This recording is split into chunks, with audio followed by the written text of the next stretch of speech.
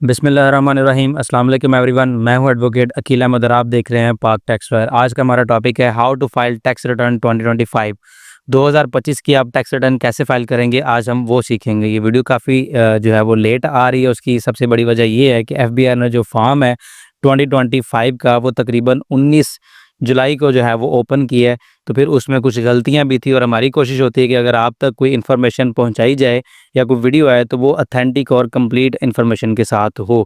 तो अब ये कंप्लीट फॉर्म जो है वो अपडेट हो चुका है, तो हम आपके सामने जो है वो वीडियो अपलोड कर रहे हैं। तो सबसे पहले हमारे सामने ये आईआरएस 2.0 का जो है वो डैशबोर्ड ओपन है। तो जब आप पिछले साल से लेके इस साल में आएंगे, अपना जो लॉगिन करेंगे, तो आपको एक इशू का सामना सबसे पहले करना पड़ेगा। वो ये है कि लास्ट ईयर उन्होंने एक अपडेट की थी कि हर 60 दिन बाद आपका पासवर्ड एक्सपायर हो जाएगा। तो मोस्टली लोगों को वो जो है ना इशू फेस करना पड़ेगा। तो आपने उसका हल क्या निकालना है, उसको सॉल्व कैसे करना है, मैं सबसे पहले आपको वो बताता हूँ। मैंने ये यहाँ पे रजिस्ट्रेशन नंबर जो कि आपका आईडी कार्ड नंबर होता है, पासवर्ड लिख ली है। आप जैसे ही इसको लॉगिन करेंगे तो आपके सामने ये पॉपअप आ जाएगा कि प्लीज़ रीसेट योर पासवर्ड। तो आपने यहाँ पर अपना ओल्ड पासवर्ड लिखना है। उसके बाद जो आपने न्यू पासवर्ड अपना सेट करना है वो यहाँ पर लिख लेना। उस पासवर्ड को कैसे सेट करना है आपने यहाँ पर ये पढ़ लेना है। मिनिमम 8 कैरेक्टर, एक अपर केस, एक नंबर और एक स्पेशल कैरेक्टर। स्पेशल कैरेक्टर कौन से होने चाहिए ये लिखे हुए हैं, ठीक है। उसके बाद आपने कंफर्म करना है। कंफर्म करने के बाद आपने सेव कर देना है और सेव करने के बाद आपने वो अपना न्यू जो पासवर्ड है वो यहाँ पर लिख देना है। ऐसे आप अपना पासवर्ड लिखेंगे, लिखने के बाद आपने इसे यहाँ से लॉगिन कर लेना है। जैसे आप लॉगिन करेंगे तो आपके सामने ये डैशबोर्ड जो है वो ओपन हो जाएगा। अब ये फॉर्म लेट क्यों हुआ है कि एफबीआरएस में कुछ नई जो है वो अपडेट कर रहा था। अब उन्होंने जो एक नई चीज़ यहाँ पे अपडेट की है वो ये कि introducing simplified IT return for non business individuals. उन्होंने एक फॉर्म अपडेट किया है जो कि सैलरी के साथ कुछ और जो सोर्स ऑफ इनकम है उनको एक्सप्लेन करता है। तो हम वो देखेंगे। मैं हमेशा ही ये कहता होता हूँ कि आपने नॉर्मल टैक्स रिटर्न वाला टैब ओपन करना है। इसमें आपको सारे ऑप्शन मिलेंगे। जैसे हम इस पर क्लिक करेंगे तो हमारे सामने ये टैक्स पीरियड पूछेगा। तो टैक्स पीरियड इसने 25 खुद ब खुद सेलेक्ट किया हुआ है, जो कि 1 जुलाई 2024 से लेकर 30 जून 2025 तक आता है। यहाँ पे टैक्स ईयर कंप्लीट हो जाता है। तो आपने इसको क्लिक करना है और कंटिन्यू कर देना है। जैसे ही आप इसे कंटिन्यू करेंगे तो आपके सामने ये डैशबोर्ड आएगा। अब ये डैशबोर्ड पिछले साल की निस्बत आपके लिए नया होगा, क्योंकि इन्होंने ये जो कुछ सोर्स ऑफ इनकम है उनके लिए ये इंट्रोड्यूस करवाया है। आपसे ये सबसे पहले पूछेगा कि आप क्या पाकिस्तान में 183 दिन के लिए मौजूद थे या नहीं मौजूद थे, ठीक है। तो आप अगर नहीं मौजूद थे तो आपने नो कर देना है, और अगर आप मौजूद थे तो आपने यस कर देना। हम मौजूद थे, यहाँ पर हमने यस करके कंटिन्यू करना है। उसके बाद आपसे पूछेगा कि आप यहाँ से अपना सोर्स ऑफ इनकम सेलेक्ट करें, सैलरी करें, पेंशन करें, रेंट फ्रॉम प्रॉपर्टी करें, पेमेंट ऑफ सर्विसेज करें, प्रॉफिट ऑन बैंक अकाउंट करें या डिविडेंड करें। अब आपके लिए ये नई चीज़ है। इस जो सारा नया डैशबोर्ड आया है, ये नई सोर्स ऑफ इनकम के फॉर्म ओपन हुए हैं। इस पर हम अलग से सब पर एक एक अलग अलग से जो है ना वो वीडियो बनाएंगे, लेकिन मैं अब आपको आसान तरीका इसका बताऊंगा आज। तो आपने स्क्रॉल करके नीचे आना है तो आपको ये पूछेगा जी, did you receive income from any other source during the tax year in addition to the income options selected above. क्या इन जो ऊपर वाले ऑप्शंस हैं इनके अलावा भी आपका कोई सोर्स ऑफ इनकम है? अगर आप यहाँ से नोन करेंगे तो आप यहाँ से अपनी डिटेल फिल करेंगे। हम करेंगे जी यस, हमारा कोई और सोर्स ऑफ इनकम भी है। तो आपको ये पूछेगा जी एक्सेप्ट एंड कंटिन्यू, ये आप पढ़ लीजिएगा। आपसे ये चीज़ें पूछता है, आप कहेंगे जी यस मैं एक्सेप्ट करता हूँ और कंटिन्यू करता हूँ, ठीक है। तो आप पुराने डैशबोर्ड में आ जाएंगे। अब यहाँ से आपको ये समझ आएगी कि नहीं, अब यहाँ से हमें जो है ये चीज़ समझ आ रही है, ठीक है। तो आपने क्या करना है, आपने इस पर क्लिक करना है इंपोर्ट प्रीवियस रिटर्न पे। जैसे आप इस पर क्लिक करेंगे तो पिछले सारे साल का जो डाटा है वो सिस्टम यहाँ उठा के ले आएगा। तो ये जो पिछले साल की सैलरी है ये यहाँ पर आ जाएगी।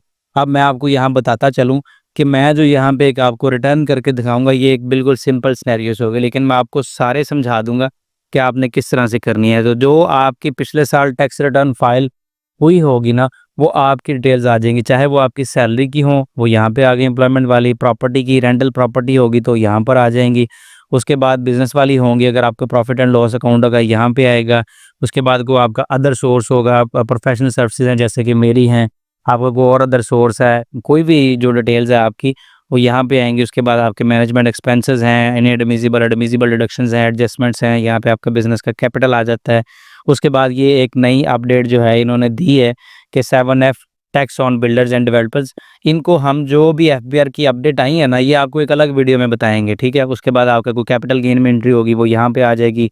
अदर सोर्स में आपकी कोई एंट्री है, जैसे कि बूथ सर्टिफिकेट है, रॉयल्टी है, प्रॉफिट ऑन रेंट 5 मिलियन से जब एक्सीड करता है तो वो नॉर्मल में आ जाता है। आपने को लोन, एडवांस डिपॉजिट और गिफ्ट रिसीव में कैश किया है वो लिख सकते हैं। अदर रिसिप्ट्स में है, और ग्राउंड रेंट है, रेंट फ्रॉम सब लीज और लैंड और बिल्डिंग है, rent from lease of building with plant and machinery है, एन्युटी पेंशन है, वो भी आप यहाँ पर लिख सकते हैं अपनी, ठीक है। अदर डिडक्शंस कोई हुई हैं। उसके बाद फॉरेन सोर्स ऑफ इनकम है आपका, वो आप यहाँ पर लिख सकते हैं। साथ अगर आपकी कोई एग्रीकल्चर इनकम है वो आप यहाँ पर लिखेंगे। यहाँ पर भी एक अपडेट आई है कि पहले आप जस्ट अमाउंट लिखते थे, एग्जाम्प्ट में लिखते थे और आगे जाके पेस्ट कर देते थे। अब इन्होंने आपसे ये प्लस वाला ऑप्शन दे दिया आपको। आप प्लस पे क्लिक करेंगे तो यहाँ पे आप प्रोविंस लिखेंगे, तहसील लिखेंगे, इसे सबमिट करेंगे, फिर आप अमाउंट लिखेंगे। उसके बाद टैक्स चार्जेबल है, यहाँ पे deductions, allowance, tax chargeable, tax reduction, tax credit, capital assets, adjustable tax, जो आप अपने टैक्स एडजस्ट करते हैं वो यहाँ पे करेंगे, ठीक है।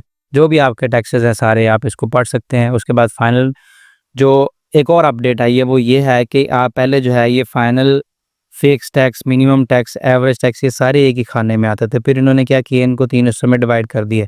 सबसे पहला ऑप्शन जो आता है वो फाइनल टैक्स वाला आता है, जिसमें फाइनल टैक्स उन अमाउंट्स पे होता है जिस पर ये गवर्नमेंट टैक्स फिक्स कर दे। जैसे कि प्रॉफिट पे फिक्स कर दिया है कि जी आप फाइलर हैं तो 15%, अदरवाइज 35%, अगर आप फ्रीलांसर हैं तो 1%, ये वाले होते हैं फिक्स टैक्स जिसको डिसाइड कर दिया जाए। तो वो आप अपनी एंट्री यहाँ पे करेंगे। आप profit on rent last year आपने फाइल किया होगा तो वो किसी और जगह आ रहा होगा, लेकिन अब इन्होंने ये अपडेट कर दिया। पहले आपके जितने बैंक अकाउंट थे, सेविंग, सब की अलग-अलग एंट्री होती थी, जितना जितना प्रॉफिट आया होता था वो लिखते थे। अब इन्होंने क्या किया, इसको उठा के ये ऊपर ले आए हैं और यहाँ पे जो है आपकी एंट्री जैसे जितने भी बैंक अकाउंट है उसको अपने प्लस करना है, प्लस करके उनका जो प्रॉफिट आपको अमाउंट मिला है वो लिखना है। उसके बाद यहाँ पे टैक्स लिखना है, कैलकुलेट करना, और जहाँ पे इसकी एंट्री होती है वो आपने कर देनी है। ये सारी हम अलग से वीडियो जो है वो आपको बना के बताएंगे न्यू अपडेट्स के हवाले से, मैं बार बार इसीलिए कह रहा हूँ। उसके बाद नीचे अगर आपकी फ्रीलांसिंग इनकम की थी तो वो वहीं पे सिस्टम उसको उठाएगा। उसके बाद मिनिमम टैक्स में आ जाते हैं, जो आपको ये कमीशन वगैरह मिलता है, इम्पोर्ट एक्सपोर्ट पे जो टैक्स होता है आपका, पेमेंट्स पर जो है वो सर्विसेज वाला टैक्स है, ये एक्सपोर्ट प्रोसीड जो यूट्यूबर पर टैक्स होता है। उसके बाद एवरेज टैक्स वाला ऑप्शन है, यहाँ पे आपको 4 ही ऑप्शन मिलते हैं। उसके बाद कंपटीशन में आप देख सकते हैं आपकी एंट्री कहाँ कहाँ हुई थी और अब आप अपनी एंट्री कहाँ कर सकते हैं, ठीक है। उसके बाद ये वेल्थ वाला ऑप्शन आ जाता है, पर्सनल एक्सपेंसेस वाला।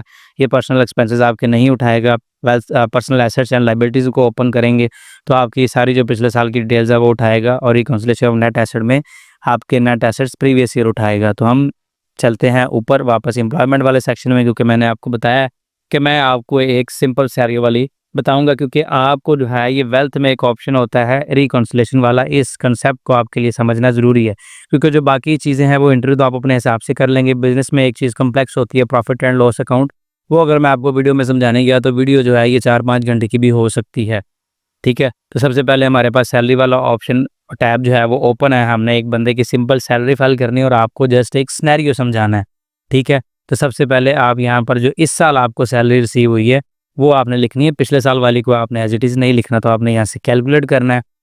जैसे ही आप इसे कैलकुलेट करेंगे तो आपका सिस्टम इसे ऊपर उठा लेगा, तो आपने इसको यहाँ से कॉपी करना है। कॉपी करने के बाद आपने नीचे वेल्थ स्टेटमेंट में आ जाना है।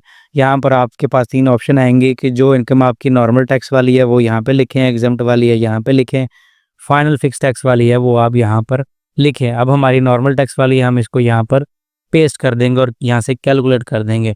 अब इस ऑप्शन में भी अगर हम देखें कोई आपको ऐसी अमाउंट मिली है जो आप इसका जिक्र यहाँ पे नहीं है, आप उसका इन्फ्लो में एडजस्टमेंट कर सकते हैं, फॉरेन रेमिटेंस लिख सकते हैं, इनहेरिटेंस लिख सकते हैं, गिफ्ट लिख सकते हैं, gain on disposal of asset आप यहाँ पे लिख सकते हैं, ठीक है। जो excluding gain on immovable property है उसको निकाल के, उसके बाद इनकम एट्रीब्यूट और रिसीट्स है, अदर्स है, डीम्ड इनकम है, ये सारी आप यहाँ पर अपनी लिख सकते हैं। तो सिस्टम ने ये यहाँ पे उठा लिया है। हम वापस जाएंगे पर्सनल एक्सपेंसेस में, तो हमने अपने एक्सपेंसेस हैं वो यहाँ पे ऐड करना है। एक्सपेंसेस के हवाले से आपको एक चीज़ मैं बता दूँ कि आप इसमें राउंड फिगर्स नहीं लिख सकते। कुछ लोगों ने अपनी ये एज़ इट इज़ जो है ना वो एक्यूरेट करके रखी होती है कैलकुलेशन, लेकिन हर पर्सन नहीं कर सकता। तो आप ये एस्टिमेटेड लिख सकते हैं, लेकिन राउंड फिगर्स नहीं लिखनी है, आपने ऊपर नीचे आके लिखना है। अगर तो आपने रेंट पे घर वगैरह या कुछ रेंट आपने पे किया तो वो यहाँ पे लिख सकते हैं। अगर आपने कोई रेट, टैक्स, चार्ज, सेस में आपने कोई फाइनल टैक्स की मद में टैक्स पे किया है वो यहाँ पे लिखेंगे। अगर आपको कोई व्हीकल है, आप उसकी जो है वो मेंटेनेंस करते हैं, यहाँ पे लिखेंगे। ट्रैवलिंग है, आपने कोई बस लगवाई है या पेट्रोल वगैरह डलवाते हैं उस व्हीकल में, तो वो यहाँ पे लिख सकते हैं। उसके बाद अपना इलेक्ट्रिसिटी बिल लिखेंगे, या आप अपना काउंट भी कर सकते हैं प्रॉपर जितना आपने पे किया होगा, और एस्टिमेटेड भी लिख सकते हैं। इस हवाले से FBR आपको छूट देता है। उसके बाद वाटर है, अगर आपका पानी का कनेक्शन लगा हुआ है, आप किसी सिटी में रहते हैं जैसे लाहौर में वाटर के कनेक्शन होते हैं, वासा एक अदारा है, तो उनके सारे जो है वो वाटर कनेक्शन वो देते हैं। उसके बाद गैस आपका लगा हुआ है तो वो भी आप लिख सकते हैं यहाँ पे, टेलीफोन इंटरनेट बिल है वो लिख सकते हैं, कोई एसेट इंश्योरेंस सिक्योरिटी है वो भी लिख सकते हैं। उसके बाद अगर आपने कोई मेडिकल ट्रीटमेंट करवाया वो भी लिख सकते हैं। आपके बच्चे पढ़ते हैं या आप खुद पढ़ रहे हैं तो वो उसके एक्सपेंसेस भी आप यहाँ पर अपने लिख सकते हैं। उसके बाद आपने कोई क्लब ज्वाइन किया है वो लिख सकते हैं, आपके फंक्शंस गैदरिंग ज्वाइन की है वो लिख सकते हैं, कोई डोनेशन दी है, ज़कात दी है वो यहाँ पे लिख सकते हैं, लेकिन रजिस्टर्ड अदारों को। उसके बाद जो आपके डेली बेसिस के अखराजात होते हैं वो भी आप यहाँ पे लिख सकते हैं। अब हर किसी को वो अपने अखराजात याद नहीं होते, आपने सब एंट्रीज करने के बाद कैलकुलेट करना है तो सिस्टम आपके ये पैसे जो है वो कैलकुलेट करेगा। तो नीचे हमने रिकॉन्सिलिएशन ऑफ नेट एसेट में आना, तो हमारी यहाँ पे ये अमाउंट आ रही है माइनस में। अब आपको ये समझाता हूँ, जब तक आपकी ये अनरिकंसाइल्ड अमाउंट जो है ना ये ज़ीरो नहीं ना होगी, आपकी रिटर्न सबमिट नहीं होगी। अब ये माइनस में आ रही है तो इसका मतलब है कि आपका जो इनफ्लो है वो ज़्यादा है और आपका आउटफ्लो कम है। ठीक है, तो ये आपके पास पैसे बच गए, आप इससे कोई ऐसे खड़ा कर सकते हैं, इसको बैंक अकाउंट में अगर आपने रखा हुआ इसके साथ एडजस्ट कर सकते हैं, कैश इन हैंड में एडजस्ट कर सकते हैं, या अगर आपने कोई और चीज़ बाइक वगैरह या आपने गोल्ड वगैरह परचेज़ कर लिया है तो वहाँ पे लिख देंगे। लेकिन अगर ये प्लस में आ रही है तो इसका मतलब है कि आपका ये जो इनफ्लो है वो कम है और आपका आउटफ्लो जो है वो ज़्यादा हो गया, या आपके एसेट ज़्यादा हो गए हैं, आपने कोई एंट्री ज़्यादा कर ली है, तो डेफिनेटली आपका कोई एसेट माइनस होगा, आपके बैंक अकाउंट में से कुछ पैसे माइनस होंगे, या आपका कैश इन हैंड या कोई भी आपका ऐसा सोर्स जो है वो आपका एसेट जो है वो माइनस होगा। ठीक है, तो जब तक ये ज़ीरो नहीं होगी आपकी रिटर्न सबमिट नहीं होगी। और ज़ीरो करने का मतलब ये भी नहीं कि जहाँ आपका दिल करे आप वहाँ इसकी एंट्री कर दें। तो हम वापस अपने पर्सनल एसेट्स एंड लायबिलिटीज़ में जाएंगे। जैसे हम यहाँ आएंगे तो हम देखेंगे कि जी इनकी एग्रीकल्चर प्रॉपर्टी भी यहाँ पे ऐड है।